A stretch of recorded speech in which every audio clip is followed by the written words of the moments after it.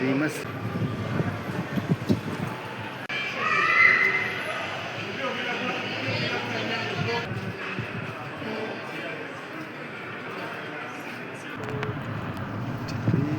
दुईपट्टिको यादामा त झलझली सबैले हामी सबैले त्यस्तै त्यस्तै याद आयो अरे होइन। उस्तै ऊ हाम्रो पानट्याङ्गी जस्तै ठ्याक्कै जस्तै छ।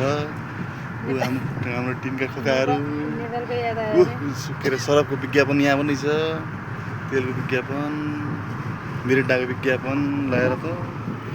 यो के हो? यो डोमेस्टिक हो क्या हो? के ह्याङ्गर हो यो?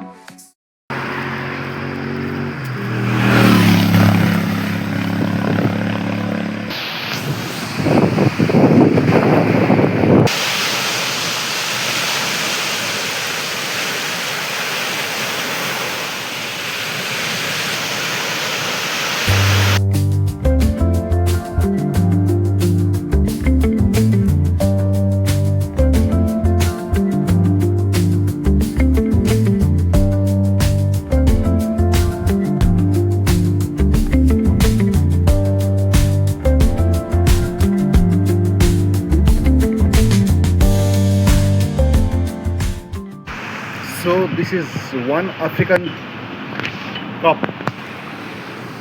African cup भन्दो रहेछ यसलाई, एक कप। अब यो भित्र यत्रो आउँदो रहेछ। यो भनेको चाहिँ हामी नेपालीको लागि चाहिँ यस्ता दुईटा कप हामीले सर र मलाई गरेर दुईटा कप मगाएको, दुईवटा भाँडामा आइपुग्यो। एउटा भाँडा त हामीले खानै सकेका छैन। भनेपछि यो अफ्रिकन भन्ने बित्तिकै ठुलो ठुलो हुँदो रहेछ। अब हेर्नुहोस्, कफी पनि नेपालमा कत्रो कफी पाउँथ्यो, अब यहाँ कफी हेर्नुहोस्।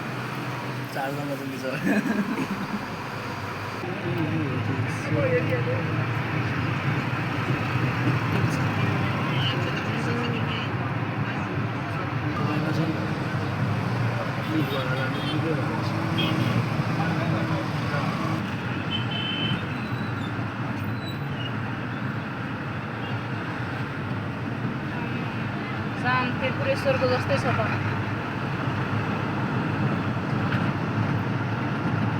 सबसे आगे बडा बडा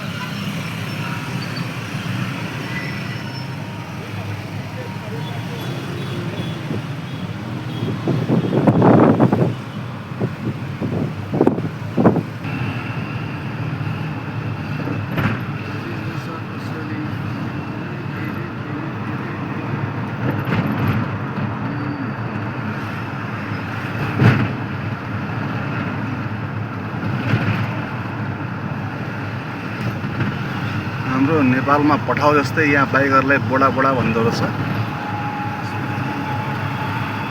and they can carry up to 4 peoples once.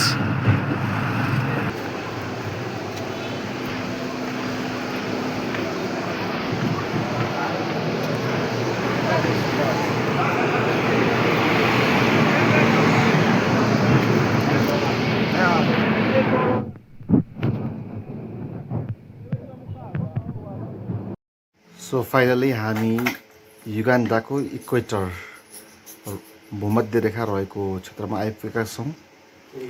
यो बिचको लाइन इक्वेटर लाइन हो जसले पृथ्वीलाई दुई बराबर हेमिस्फियरमा बाँड्दछ, उत्तरी गोलार्ध र दक्षिणी गोलार्धमा।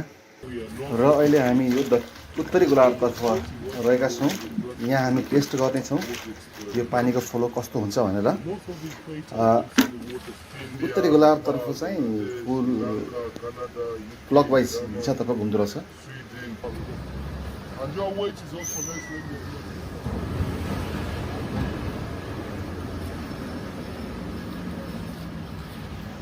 र अब हामी दक्षिणी गोलार्धतर्फ गइरहेका छौँ।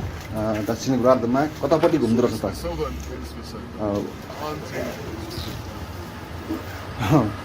फुल चाहिँ एन्टी क्लकवाइज डाइरेक्सनमा घुम्दो रहेछ दक्षिणी गोलार्धतर्फ। यसमा फुलले चाहिँ पानीको डाइरेक्सन करेन्ट फ्लो देखाएको छ। सो फाइनली अहिले हामी सेन्टर लाइनमा छौँ, 0 डिग्री ल्याटिट्युडमा। यसमा फुल कतै पनि घुमेको छैन, सेन्टरमै छ। एकान्तमा आफैलाई बिर्सिदा मग्न हुन्छु म तिम्रो गीत सुनेर, गोधुलीको झिसमिसेमा आफैलाई भुलिदिँदा, गोधुलीको झिसमिसेमा आफैलाई बिर्सिदा